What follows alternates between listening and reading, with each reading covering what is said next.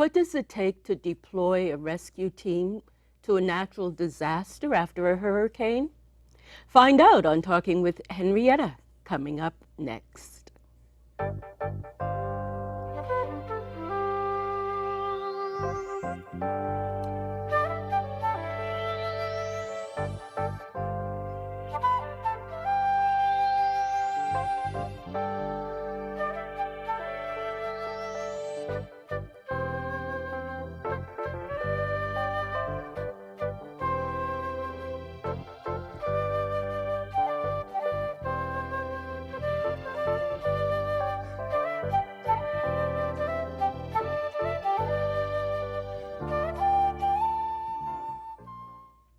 Hi, I'm Henrietta. Welcome to the show.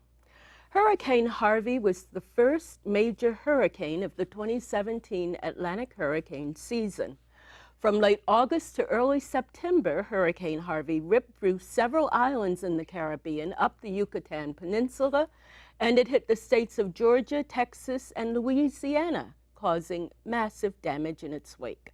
Hurricane Irma followed Harvey, and Hurricane Maria followed Irma, bringing additional devastation to such countries as Barbuda, Cuba, and Puerto Rico, and causing immense damage to Florida and parts of Georgia. The Menlo Park Fire District responded to the disastrous conditions these hurricanes left by sending deployments of its local water rescue teams to Georgia and Texas to provide needed assistance.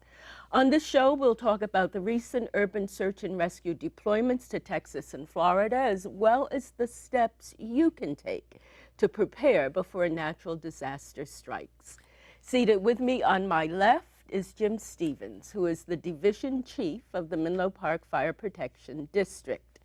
Beside him is Mike Ralston, who is the Program Director for Community Crisis Management and the Menlo Fire Crisis Technology Leader and Public Affairs Officer.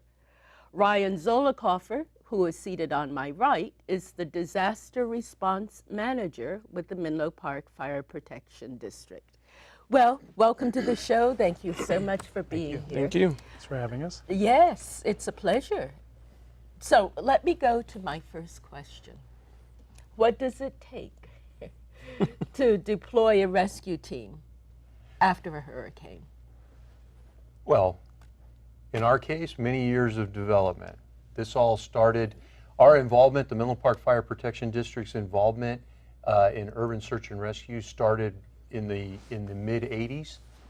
Chief Harold Choppelhammond and I were both working as young firefighters for the district, and we recognized a need for rescue teams, and we started becoming active in what was a grassroots level to start developing a national response to disasters. What happened before then? Before then, it was more of a military type of response or National Guard type of response, and the national urban search and rescue capabilities was developing over the years. And what happened is there was, we didn't develop it obviously, but there was growth coming in that area. We saw that growth, and we had an opportunity to step in as a fire district and participate and be a contributor to that national development. And that's how we ended up being a sponsoring agency of California Task Force 3, which occurred around 1994. There's 28 teams in the United States. 8 of them are in California. And so really, to answer your question, how do you get an urban search and rescue response to a disaster? It started decades ago. At this point, there is a system in place, and depending on the local region's needs, they make a request through their state government that goes to the federal government and then comes back down to the various regions that host teams, and then we're deployed out. So what part, Mike, do you play in all of this, given your titles? The fact that we have these teams in place is I don't want to say it's a misnomer, but these teams actually really are teams. There's a lot of people involved, a lot of people who go out the door for those teams. A lot of people actually stay behind and help get those teams out the door. Primarily during non-deployment, my role within the fire district is on the community crisis management side. That's running our CERT teams, how our community gets prepared for disasters and how we deal with things at home. With regards to your question on how those things go out the door, I'm just like Ryan and Chief Stevens here. I'm a member of the task force as a team, and when the team goes out the door, all the different spots on the team, the roles, the positions, if you will, they're all filled by members of the task force. They all get together. We get all of our equipment together and figure out our roles and go out together as a team. So I'm one member of the team there. And Ryan, what part do you play on the team? Well, or are you on the team? Yeah, I am. The plans manager. So one of my roles on the task force is plans manager, and I ensure to help with the operational planning for the task force as far as ensuring the assignments of the personnel, as far as the logistic preparations, as far as transportations, the routes, what the objectives are for the missions. I work with the task force leader, and we just conduct briefings associated with operational periods as far as what's been done in each given time frame. 12 hours is a typical operational period that the teams work. Within 12 hours, we have assignments and responsibilities. It's my job to keep up to date with that information and doing status boards as far as are these conditions improving. So you mentioned 12 hours. Does that mean once a crisis happens and you get a request, you have 12 hours to pull people together? No, the 12 hours are typical operational assignments as far as how long we're going to be working for in a day. That's an operational cycle. We are to be dispatched from the task force in less than 6 hours once we get our activation notice. So at any given time, you said, what does it take? It takes trained personnel, which we have, a team that's responsible for each of their core positions, and 6 hours notification for and the they're moment we ready hit to the door. ready to go We in are. 6 hours. In the case of Hurricane Harvey, for example, we received our activation orders at 2 o'clock in the afternoon, and in this case, we were told we were going to do ground transport because we were what they refer to as a mission-ready package for water rescue, which is 14 water rescue personnel and a task force leader. And when it's going to be ground transport, they expect you to be out the door in 4 hours. We were out the door in 3.5 hours. So how does that happen? Somebody has their regular shift in the fire department, and they might be in the station, and then there is a call, and they just drop everything. I would like to tell you that it's that easy, but it's not.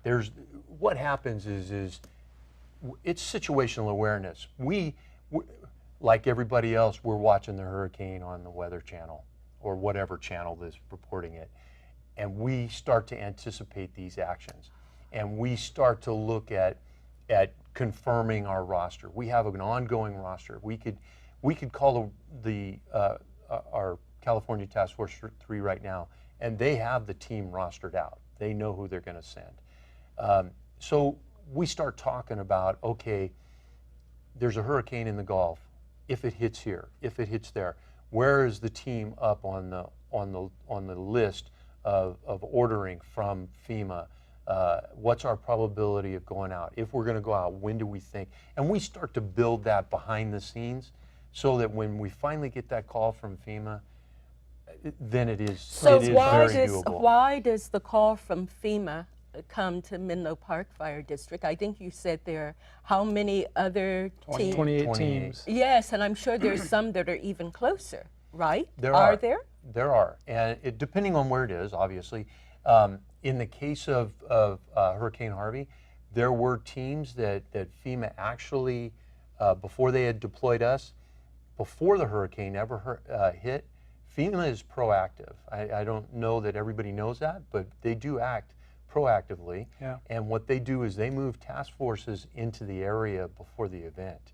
Even in the case of Irma, there was task forces on the ground in Florida before it ever hit. Now, question, that brings up an interesting question. Is that only in continental USA? Because there's a lot of criticism now just in terms of Puerto Rico. And if you're following hurricanes and you know it's coming, I can't speak to whether or not there were physical units on the ground for Puerto Rico other than the leadership model. They did. I know that they sent the incidents.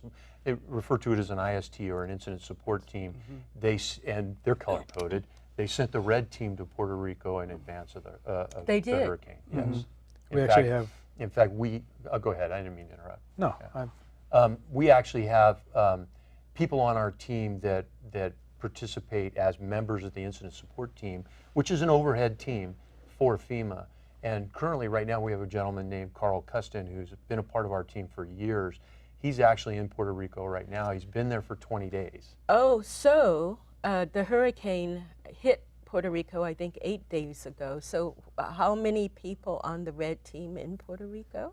in total, there's 280, now, I believe, on the ground now. in the management overhead roles and in the response roles. There are quite a few FEMA personnel there in Puerto Rico. Mm-hmm. What Chief Stevens was referring to is, and those people are made up of leaders and experienced personnel from all over the country. There's one person there from our task force. So why is it, given the fact that there was a red team 20 days ago, what's the team doing? I mean, there are all of these cries for help. We need help.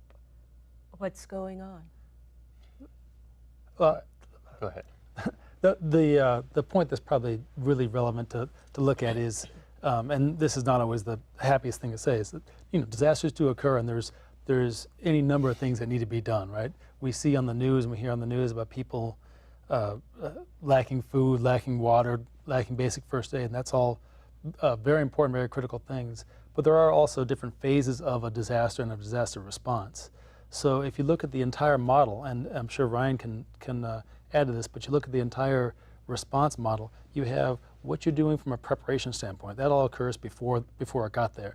And there's a lot of people, a lot of work, a lot of effort that goes into preparing something for an emergency or for a disaster.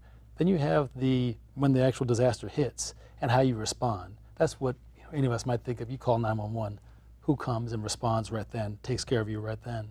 And that's the big portion of the work that urban search and rescue groups like Task Force 3 and the other 28 task force do. After the actual response, you have recovery. This is where when the waters start to recede every time with a flood or when an earthquake, when the buildings have stabilized, when you start picking up the pieces, removing the debris and so forth. There are different groups, different agencies that focus on each one of those things. So asking the question about what is the red team doing or what is that incident management team doing there, they're doing quite a bit. They're managing things, but a lot of what they're managing, they're focusing on is on that response. Who needs help right now? It's not on the food and water, because that's actually being handled, but not by. So who needs help right now? What, they're making decisions in terms of who needs help, but not actually providing the help? They are doing both. So the overall team, the overall group that's there is a response team. So if there are, for instance, you have a hurricane came and knocked over a lot of trees, knocked out the power, you've got some flooding and maybe some people trapped, there would be that need communicated to the leaders of that team, and they would say, we need help in this particular area, let's get a squad together, a rescue squad, go and do what we do. That's the type of work that they do there. One more question in terms of Puerto Rico, and then we'll look at some slides of the work that you've done in the Gulf states. I think President Trump said a ship is on the way and it's going to take 5 days. Why would it take 5 days? It's leaving the U.S., right? So why would it take? That's the hospital ship? 5 days to get to Puerto Rico. I don't have an answer to that one. No, I don't. There is some conjecture there whether it takes 5 days. It certainly doesn't take 5 days to sail to Puerto Rico. I believe that hospital ship is leaving a port in South Carolina or somewhere in that vicinity. And I imagine that there are challenges, political challenges, that are adding to that time scale. It's not a geographic challenge. Political considerations like what? Well, I mean, you're asking good questions. These are things that do need to be examined, but these are also things that are in a way beyond the purview of the actual response itself. There are, I'm sure you've heard of the Jones Act. You No, go ahead. have, you know, about In terms having of international ships. yeah, Yes. ships that are not built and flagged from the United States, and they decided after some debate or decision-making time frame to go and waive that, like they did in Texas and in Florida. So that did allow that, and now it's moving those ships there. I don't know where that actual, because I've heard this before. It takes 5 days. Let me make a point that I'm sure Chief Stevens and Ryan can echo as well. If we're not just talking about Harvey or Irma or Maria, you think about the thing that happened in Haiti not too many years ago and so forth. One of the biggest challenges, and this is near and dear to my heart as someone who's leaning on the preparedness side, if you look at how disasters occur, a disaster never happens by itself. I mean, you have an earthquake, you've got a tsunami, you've got a flood, what have you. The real disaster is what happens afterwards. You have a disaster, and then the power goes out, and you run out of food, and there's an epidemic. Things tend to build on each other. You probably heard the expression "a perfect storm." That's the real challenge. And if you look at things like Haiti, their biggest challenge there was taking all this aid, this fantastic aid that's sitting offshore, and finding a way of funneling it in.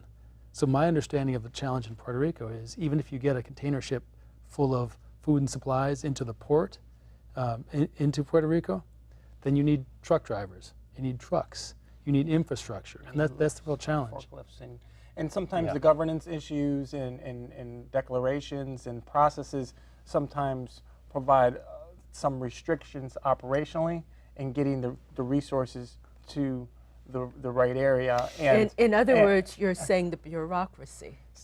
well, there's processes and declarations and plans that the federal government has to adhere to as far as the system, as far as how they go about deploying their resources. But what we see sometimes in the media is it's taken 5 days, and we think, well, that seems like a long time when we can get there in a day or two. But there's other operations issues that could be going on that we're not privy to, as far as logistics and transportation issues and security issues and declarations and security as far as how we're going to take that resource off the docks and transport it, and drivers. So there's a lot of moving variables with every operation that you do. It's just not one and done. So sometimes that process is a little bit more complex than just saying it should be shorter than that. So that process was simpler for Texas, for Florida, for Georgia, was it? You could get there immediately. I'm not sure that it may have been simpler because it's the continental U.S. and it's a state, and their government agencies in those states are trained and rehearsed for this kind of event. I think one of the points that, and I don't know if this is an answer to Puerto Rico, as I stated earlier, I don't know why Puerto Rico's going the way it's going. But I think one of the things we have to remember is FEMA does not come in and take over. FEMA offers itself as a resource to the local jurisdiction. So for example, the state of Texas never gave over control of what was happening in Houston to the federal government. It never occurred. And FEMA is the Federal Emergency Management Agency. Correct. And so that's not always called upon, is it? Not in all cases. I mean, in fact, I think probably Ryan can speak to that as far as a declaration, right? As far as a declaration, in many cases statewide, it is called upon, but there is a process that triggers that as far as presidential declarations that need to be triggered at the state level by the governor's office to get that federal aid. If you can recall Hurricane Katrina, there was a lapse in that process which delayed fundamental critical resources getting to that area in a timely fashion because they were going through that process as far as those presidential declarations and the governors requesting that and whatnot. So in most cases, a lot of the states go ahead and they, like President Trump did in the case with Texas, is he signed the President Declaration. He was able to get those resources immediately and mobilize teams in place. A lot of times they can do that without waiting to the state to make that call. Yeah. In fact, if I could Yeah. add to that, there's a point that Chief Stevens just made here with regards to how we get our teams out the door and how we're not as reactive as it may seem. We're leaning forward. We're watching the weather channels. We know what's going on. The same thing's occurring across the country, and so there are things that FEMA does and the National Response System does that's excellent. Some things that need maybe need improvement, but the things that go on behind the scenes that you don't see, there's an incredible amount of forward lean there. When there's the possibility of an incident, whether it's a local incident, if we think about the fire district and we think something's going on, we start preparing. We start opening up our emergency operations center, that sort of thing. Same thing occurs at the regional, the state, the national level. So what Ryan's referring to here is these presidential declarations or having the governor request this aid. This stuff's all going on while those hurricanes are offshore. Right. So there is quite a bit one of work. doesn't wait until after the incident turns into a disaster. I think you made a very interesting point, because I think many people always think of the disaster when the hurricane hits or when the earthquake happens, but that's just an incident. What happens is the aftermath that makes it the disaster. Is there that? That's what I got in terms of the clarification. I mean, that's what I understood. Correct. In fact, another example that's very poignant is that we're talking about Hurricane Harvey, which devastated quite a few areas in Texas, and we had a national response. I think maybe the first time in quite some time where we've had every one of our task forces activated. There was responses from all over the country to that incident, and then it wasn't but a few weeks later that Hurricane Irma, which was predicted or forecast to be bigger and badder and worse, that sort of thing, hit Florida. But we can't look into a crystal ball and say how big is it going to be. So this forward-leaning stance says, you know what, I'd much rather be over-prepared than under-prepared. So after Irma was Maria, and it's my understanding that the hurricane season will extend through November. So are you still forward-leaning in terms of the possibilities of others? Yes. Of course. I mean, absolutely.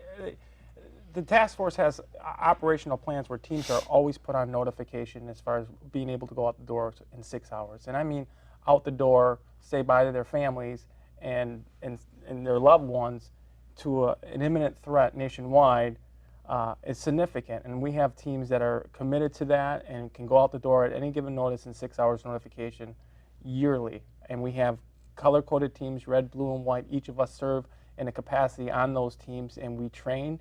And even after Hurricane Harvey, our team was able to mobilize and go back out to the call of duty for Hurricane Irma.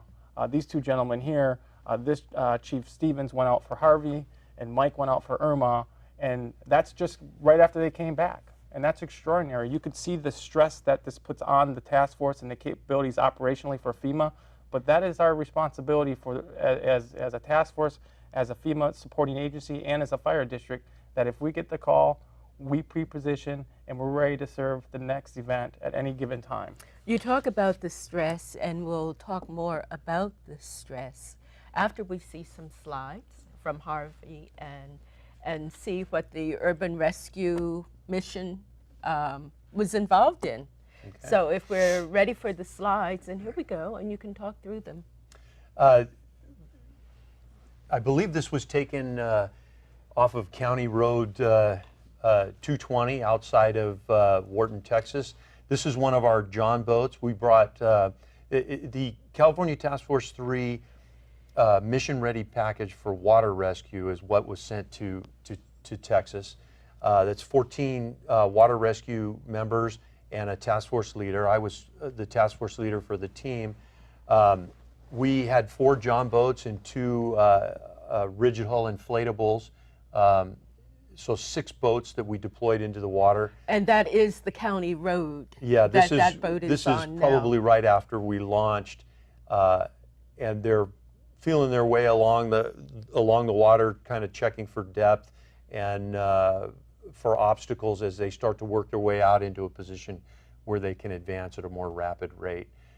What happened is the 6 boats that went out began to search a rural area on the outskirts of Wharton, Texas, a lot of ranchette type of homes and that kind of thing. They encountered a lot of cattle that was finding high ground, a lot of livestock.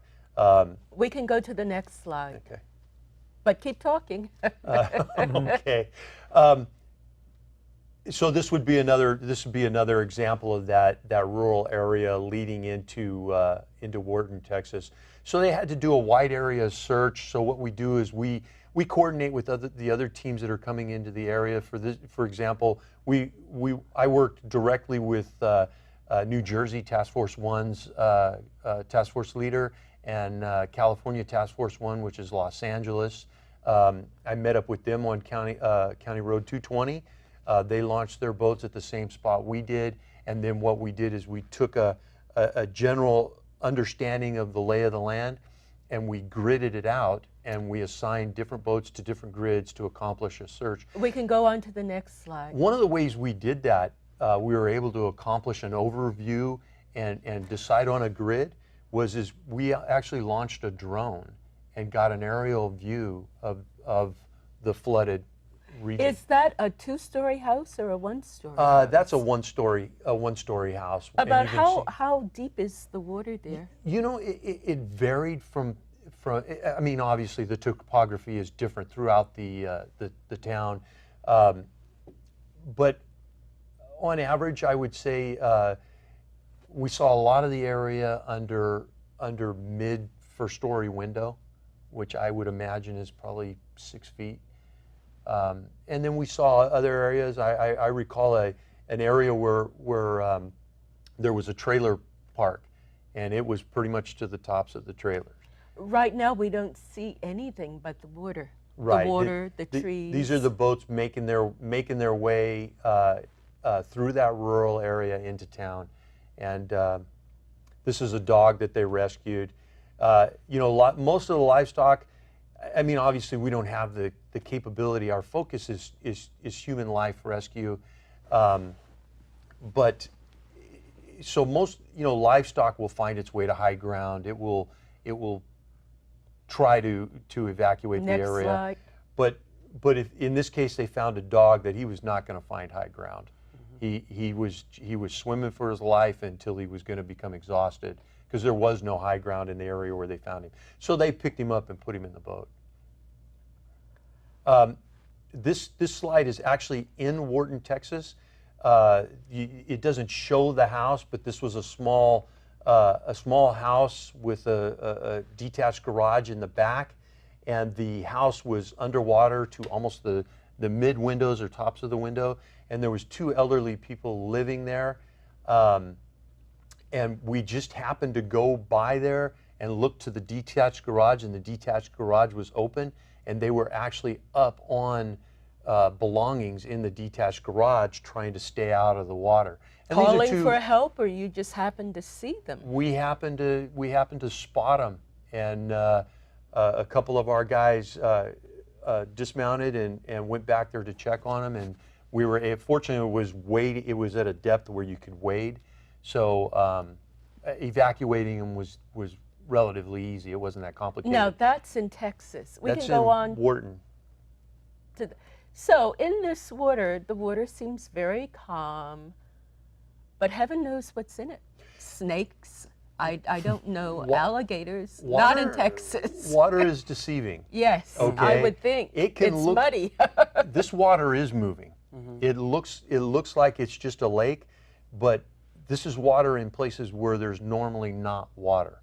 So that water is it's either filling or receding. That water is moving, and a lot of times you'll look at water that it looks like, well, that's slow moving, that's calm, and the truth is underneath it is moving, and it's pushing debris with it, and that debris becomes hazardous. Not only that, but you think about all of the. Are fish there, animals? It's interesting. Yes, we saw plenty of animals, saw fish in that area. I mentioned that we southbound 59 had water flowing like a river or stream. There was actually fish in the shallows of the freeway. You could see them trying to cross the freeway. They're fish. They don't know where they're at. They're just following the water. Of course, everything gets disrupted. The snakes get disrupted. The vermin gets disrupted.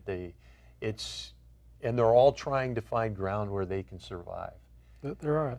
Talk about the hazardous materials that might be in the water. That's Well, that's where I was Yes, going with. and runoffs. before you do, we have, or we did have, what was that? One of the teams? That's our team. What happens is when they pull us out of the field, they'll take us and put us in a base of operation. Typically, they will house us at an auditorium or a school. In this case, it was a Rains High School in Katy, Texas. They pulled us back to there, and they used the high school to act as a base of operations. And that high school obviously was on higher ground or not in the flood zone. Well, that's interesting you say that, because it was identified as one of the places they could use as a base in their normal flood plan. When they originally had started it up, they received far more water from the rains than they ever anticipated, and they almost lost it as a base of operations because they ended up with water to the thresholds of the doorways. So the walkways, driveways, parking lot area, and all of that was all flooded. It actually receded relatively quickly, so they were able to continue to use it as a base of operation. But that just goes to show the rainfall that they got with Hurricane Harvey was far beyond what anybody had planned for. There was areas that got 2 feet of rain in a very short period of time. Sure, I think I read someplace maybe they had more rain in a day or so than they would in a whole year. Oh, easily. Now, do we have more pictures, or that was the end of them, and you were going to talk about some of the hazardous materials Well, you in the think water? you think about the average residential home and what people store in their garage. Everything from fuels to pesticides to fertilizers, and all of that gets washed right out into that floodwater. And then when you mix that with an agricultural area that's dear. storing it in large volumes in barns and so forth, not to mention any kind of industrial areas that get flooded, that all ends up in the water. So the whole area becomes contaminated then. Correct. Right? Yeah. In fact, we talked about Puerto Rico and the lack of clean water. We've all been kids, and it rains. You want to go out there and play in the rain or play in the puddles and so forth. But it becomes drastically different in a disaster situation, because what seems like calm water is not calm water. It's a moving body of water. What seems like relatively just muddy water, but not benign type stuff, could have all kinds of chemicals or animals that have deceased. Well, and speaking of the water, there's a couple of things that happen. A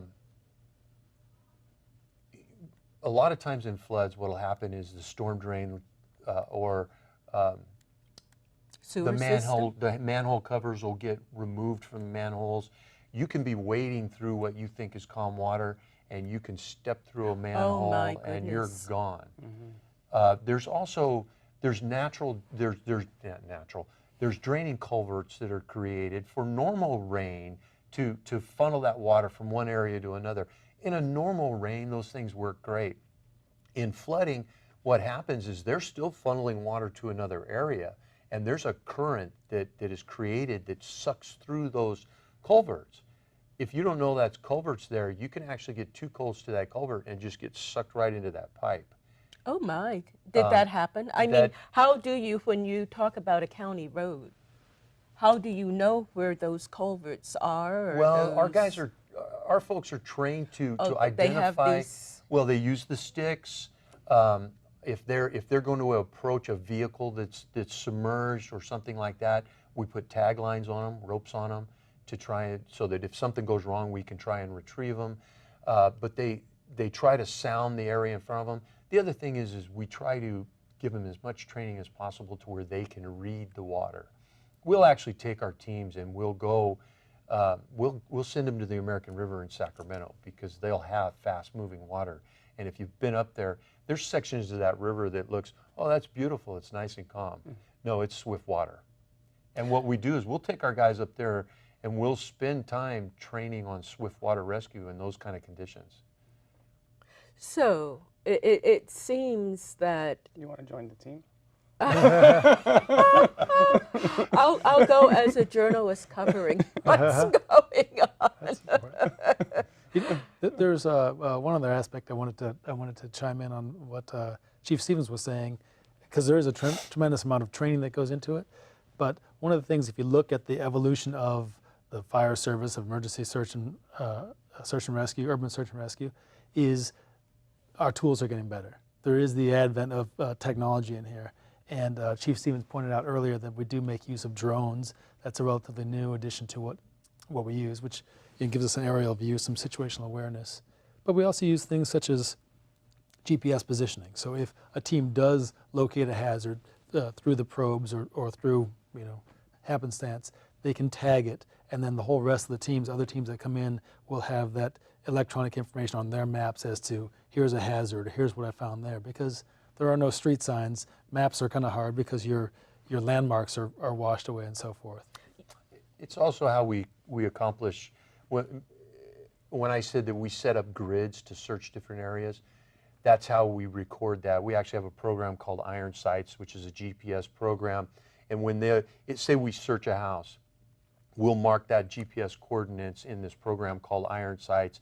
And then when we come back, we report that to the incident support team, the IST, and the command post starts to log all of these properties that were searched, every house that was searched. So we know that we've thoroughly covered the area. You talk about a manhole cover being off, and if you walk over it, you're gone. You can be. You're gone. You can. It sucks you in. You can or drop. You just. You can drop right down through it, and I mean it can become it comes as a surprise to you, and you go where that pipe goes. It can move. Water moves through those pipes. And the pipes are Sewers.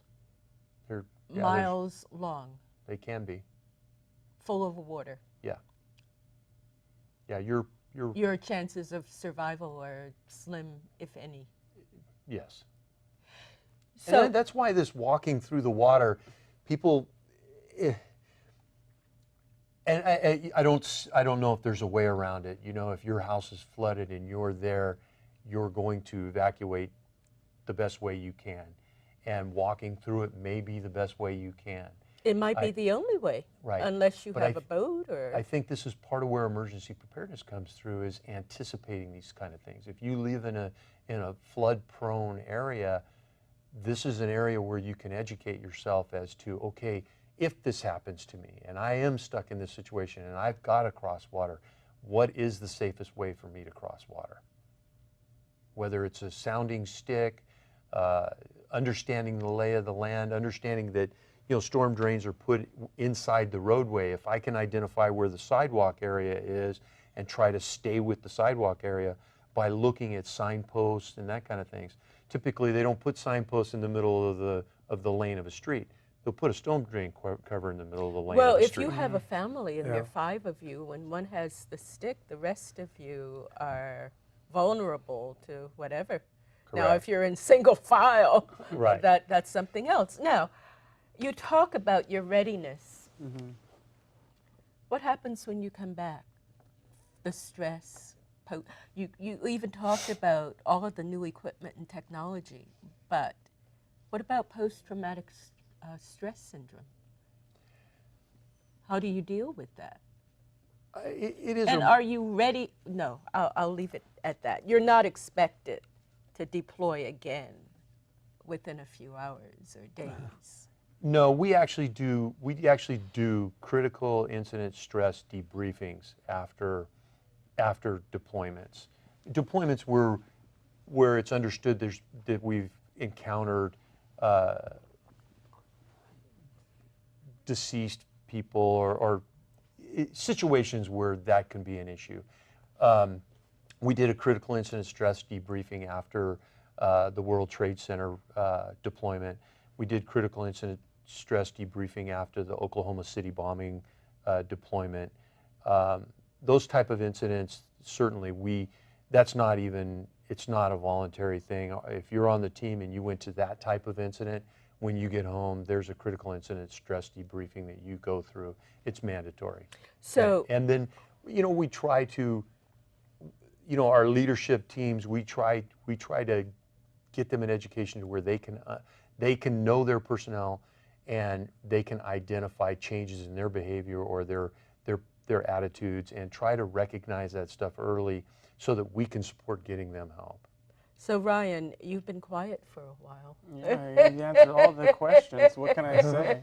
Anything to add to that? Well, I was not on any of the deployments during the time of Hurricane Harvey or Irma, and although I was on the rotation for Irma, I actually had personal family in Hurricane Harvey. My family members actually lost their home in 3 cars, and I was actually sent Their out home and 3 cars. 3 cars and all their possessions and contents. And so I had the opportunity, with the grace of my fire district, to go out there and help them with the recovery efforts and see all the things that go on for somebody who needs to rebuild their life. So from that perspective, Hurricane Harvey was more of a personal issue for me than a professional one. But as far as operationally, I'm very proud of our California Task Force 3 team. They were out there and actually supporting and doing a lot of those rescue works. Your area, or one of your areas, is emergency preparedness. So how do you deal in a situation like that where the family loses their home and 3 cars and all of their possessions? How do you prepare for something like that? I don't think anybody can prepare for something like that. It's, there's a lot of great programs out there. One of the things that personally my families lean on is the community, their neighbors, the charities, the American Red Cross, Salvation Army, the churches, congregations. Your network is really the pillars that will support you and get you back up off your feet. From a government perspective, we can provide aid and support and provide you with the resources as far as where you should go to help financially recover from some of those events. But personally, that networking is going to come locally from the community, from your grocery stores, from donations, from churches. It's FEMA talks about this whole community preparedness, and that's really what it comes down to. It comes down to a whole community taking ownership in one another personally and helping them rebuild their life slowly. And it doesn't happen overnight. Recovery efforts, you can see, take years and years to get back to a state of normalcy. I would think not only physically finding the resources, but emotionally. Yeah. Losing everything except your life. I mean, Yeah. that's a point where you say, Yeah. what's most important? Our lives are more important Yeah. than all of the material things. But let's talk about this, because it personalizes it and it brings it home. How could they have prepared before this happened? Yeah. Their situation was a little unique because they lived underneath a reservoir where the decision was made to release water in their neighborhood to relieve stress off the dam. So that was very controversial. It was very controversial, and it still is. So in their particular situation, the preparedness wasn't as much as an opportunity for them because there was that unknown that was going to happen in that time frame. But as far as my family goes, they do sign up for their alert notifications from the town of Katy and the city of Houston, so they were aware of what was going on as far as relief efforts, as far as resources that were deployed in their neighborhood, like the task force, Swift Water Rescue, and the fire departments. So they were educated and they're making decisions based on what was going on currently within their neighborhood. As far as preparedness efforts, making decisions based on information that you're receiving from the media, heeding those warnings, looking to local officials, staying connected to credible sources. Not, I hear this talk of social media and fake news. Credible sources being information where you can rely on local officials, fire department, police department, city government. What type of information? Information as far as evacuation orders, whether they're involuntary or not. Orders as far as evacuation shelters where one could go for safe refuge. Getting your cars to higher ground is always a good thing. My folks wish they would have known that there was going to be a release of water. They would have pre-positioned Weren't people notified? They were unfortunately not notified. My brother was able to get his car to higher grounds right before. So what happened? The water just started coming in? Water just, well but they didn't expect that it would release that quickly. And they thought, so you woke up in the morning and it was at your ankles. The next thing you know, it's at your knees. Goodness. And next thing you know, you're being evacuated. So there was not much efforts they could have done preparedness-wise. But it's just looking at the forecast, looking at where you are situated geographically, and if you are in a flood-prone area. And I will say this, as far as preparedness is not so much personal as far as staying connected with the alert notifications from your county, having a ready-to-go kit, knowing what kind of medication you need to leave, knowing the priorities as far as financially you'll need some sort of money in a vehicle to get out of harm's way.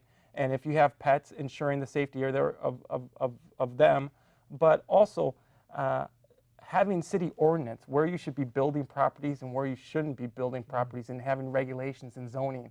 One of the issues that they've experienced is that in Texas, some of the zonings are not as stringent as California. So some of these areas shouldn't have been where they placed. So sometimes property owners are taking on a risk of not knowing.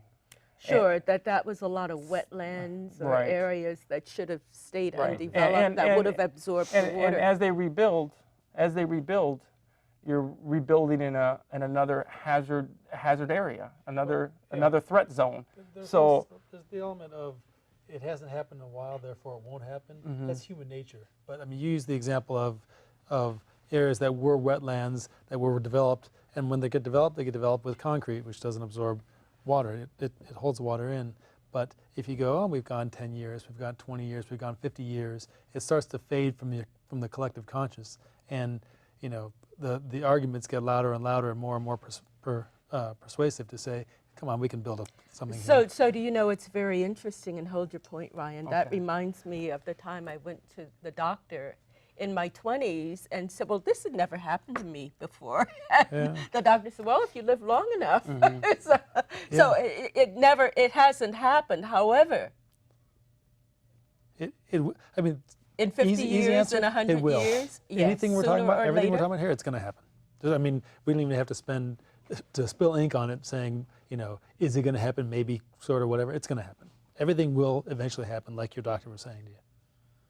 So start with that mindset. Oh, okay, so let's start with that mindset. So you said operationally, as far as preparedness goes, I mean, one of the things too that the fire district is doing is that they actually secured property in East Palo Alto. I think Chief Stevens can attest to that. Yes. Is that our task force will be now relocated in East Palo Alto, where we bought the property, and will be right here in East Palo Alto for years to come. To do what? The task force, Urban Search and Rescue, California Task Force, the FEMA program that went out for Harvey and Irma. Why is it important to be located here? Well, it secures the future of the operational task force as property goes. So we have a facility here that has significant expansion room and where we can grow.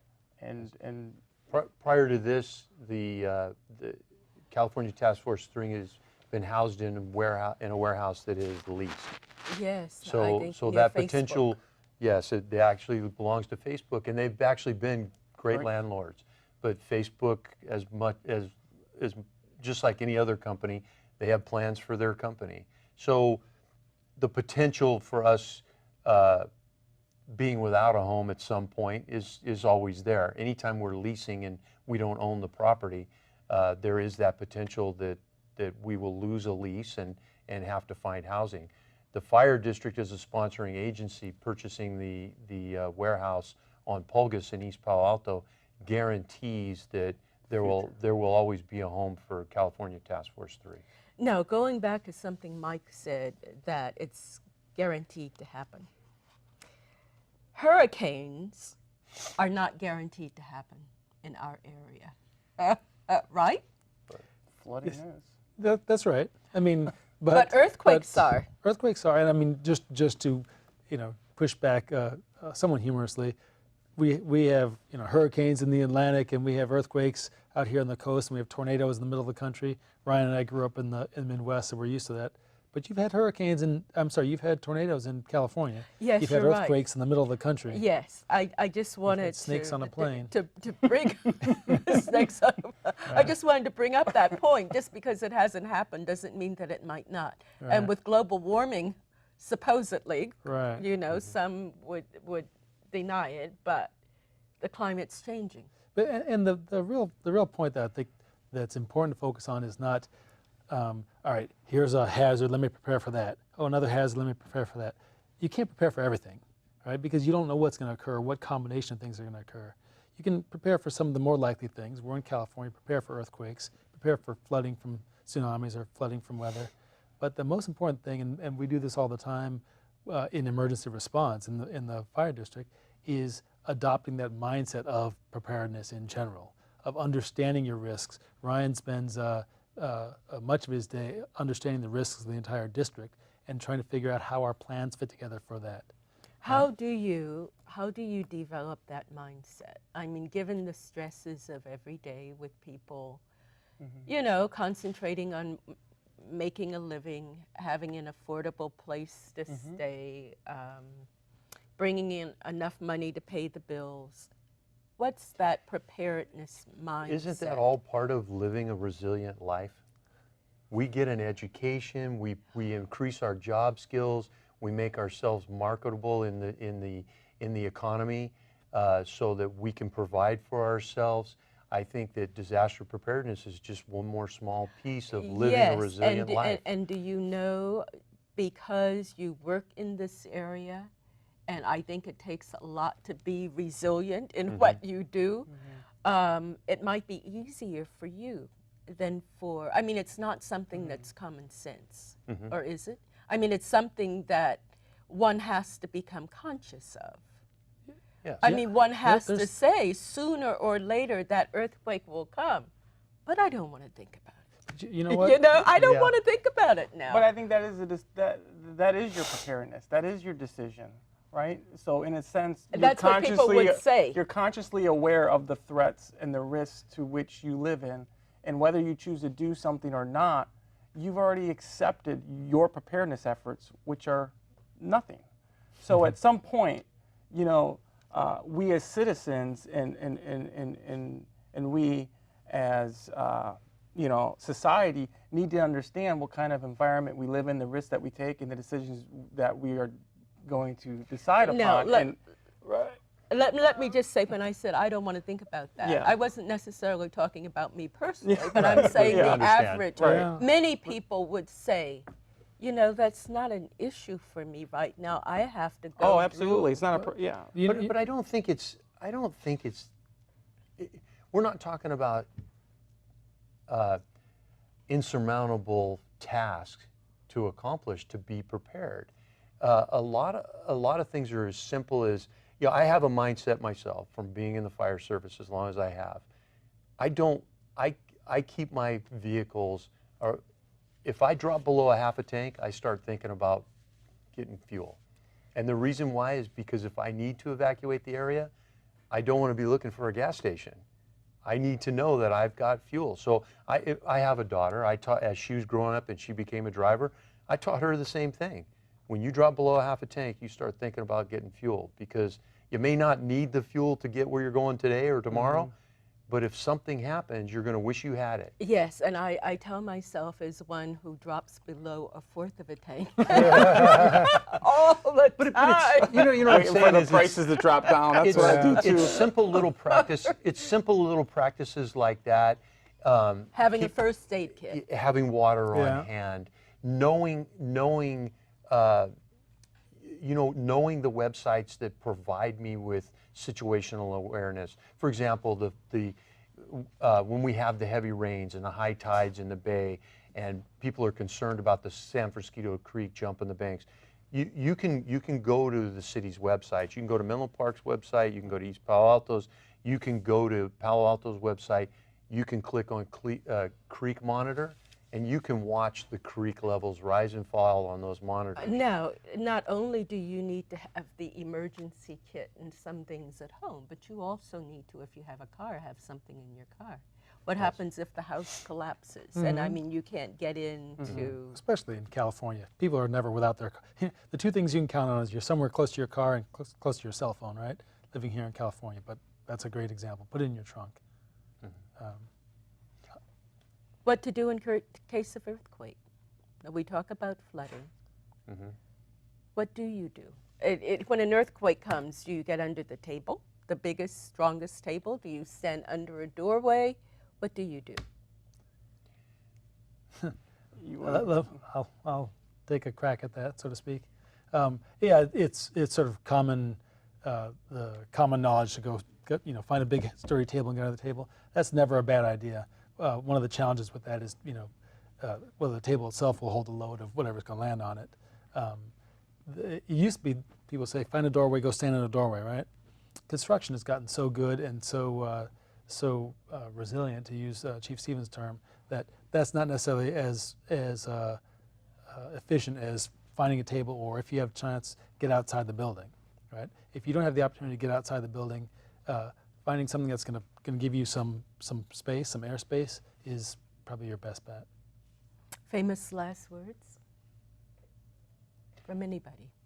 Well, I'll try to offer something, and I'll go back to what Ryan was saying about communities preparing and helping each other. A couple of things about that is one of the things that was impressed upon me when I went to Harvey is how the people of Texas reached out and helped their neighbors. For one, it's amazing how many people owned boats, but they immediately just started launching private boats and started evacuating neighbors, started helping each other, which brings us to California, which brings us to East Palo Alto. There are groups in place in the Menlo Park Fire Protection District and in East Palo Alto that, like community organizations active in disaster, who work to catalog resources and unite resources to be available. We'll have to end on that, those Okay. community groups and people helping each other and people helping themselves. So I'd like to thank the three of you for joining me on the show to share your experiences and give us some of the things that we need to do to protect ourselves in case of a natural disaster. Thank you so much. I'd Thank like you for to the thank our opportunity. audience having for us. watching. Until next time.